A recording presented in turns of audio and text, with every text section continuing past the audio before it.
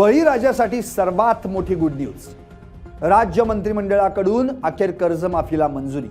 राज्यातील बळीराजासाठी अत्यंत आनंदाची आणि दिलासादायक बातमी समोर आली। राज्य मंत्रिमंडळाच्या कॅबिनेट महत्त्वपूर्ण बैठकीत अखेर बहुप्रतीक्षित अशा शेतकरी कर्जमाफी योजनेला मंजुरी देण्यात आली। विधानसभा आणि आगामी निवडणुकांच्या पार्श्वभूमीवर सरकारने घेतलेला हा निर्णय राज्यातील शेतकरी वर्गाला मोठा दिलासा देणारा ठरणार आहे। या कर्जमाफीचा फायदा राज्यातील किती शेतकऱ्यांना होणार आणि सरकारच्या तिजोरीवर याचा किती भार पडणार याची अत्यंत महत्त्वाची आणि अधिकृत आकडेवारी आता समोर आली आहे। त्याविषयीचाच हा रिपोर्ट। नमस्कार, मी संदीप आणि तुम्ही पाहताय एलएस मराठी। विधान परिषद निवडणुकीची आचारसंहिता लागू असल्याने या निर्णयाचा शासन निर्णय जीआर किंवा अधिकृत घोषणा तात्काळ करण्यात आलेली नाही। मात्र आचारसंहितेचा कालावधी संपल्यानंतर सरकारकडून याबाबतचा अधिकृत अध्यादेश जारी केला जाणार आहे। कर्जमाफीची प्रत्यक्षात अंमलबजावणी सुरू केली जाणार आहे। या संपूर्ण महाकर्जमाफी योजनेसाठी राज्य सरकारच्या तिजोरीतून कोट्यवधी रुपयांची घसघशीत तरतूद केली जाणार आहे। 2 लाखांपर्यंतचे कर्ज थकीत असलेल्या राज्यातील प्रत्येक शेतकऱ्याचे कर्ज यामुळे पूर्णपणे माफ होणार आहे। ऐन मान्सूनच्या तोंडावर आणि खरीपाच्या पेरण्या सुरू होण्याच्या ऐन हंगामात सरकारने घेतलेल्या या निर्णयामुळे संपूर्ण राज्यातील शेतकरी वर्गात आनंदाचं वातावरण पसरलं। या योजनेचं आणखी एक महत्त्वाचं वैशिष्ट्य म्हणजे केवळ थकबाकीदारच नव्हे तर प्रामाणिकपणे आणि नियमितपणे कर्जाची परतफेड करणाऱ्या शेतकऱ्यांनाही सरकारने मोठा दिलासा दिला। जे शेतकरी आपल्या कर्जाचे हप्ते वेळेवर भरतात अशा नियमित कर्जदार शेतकऱ्यांना सरकारकडून प्रोत्साहनपर 50,000 रुपयांपर्यंतचं थेट आर्थिक अनुदान दिलं जाणार।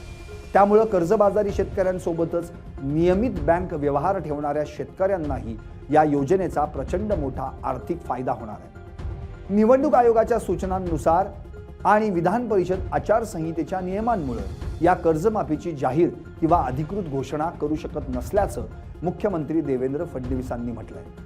शेतकरी कर्जमाफीचा विषय कॅबिनेटला आहे, मंत्रिमंडळ त्याच्यावर निर्णय घेईल। पण आम्हाला इलेक्शन कमिशननी अट टाकली आहे, जेव्हा आम्ही त्यांना परवानगी मागितली तर त्यांनी अट टाकली आहे की तुम्ही विषय मंजूर करून पुढची कारवाई करा, पण त्याची घोषणा तुम्हाला करता येणार नाही। त्यामुळे आम्ही आज अधिकृत घोषणा इलेक्शन कमिशनमुळे करू शकत नाही।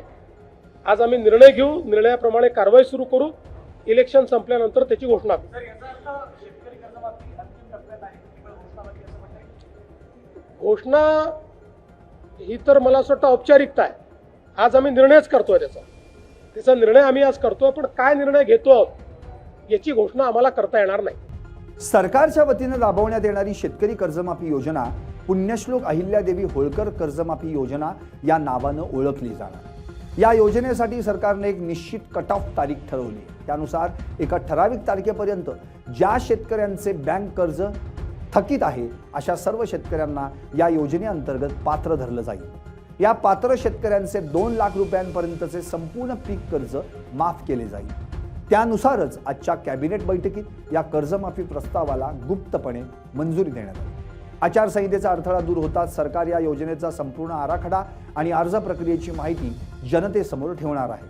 आगामी काळात लवकरच बँकांकडून थकबाकीदार शेतकऱ्यांच्या याद्या मागवून प्रत्यक्ष कर्जमाफीच्या वितरणाची आणि बँक खाती नील करण्याची कायदेशीर प्रक्रिया युद्धपातळीवर सुरू केली जाईल अशी माहिती सूत्रांनी दिली। Bureau report, LS Marathi.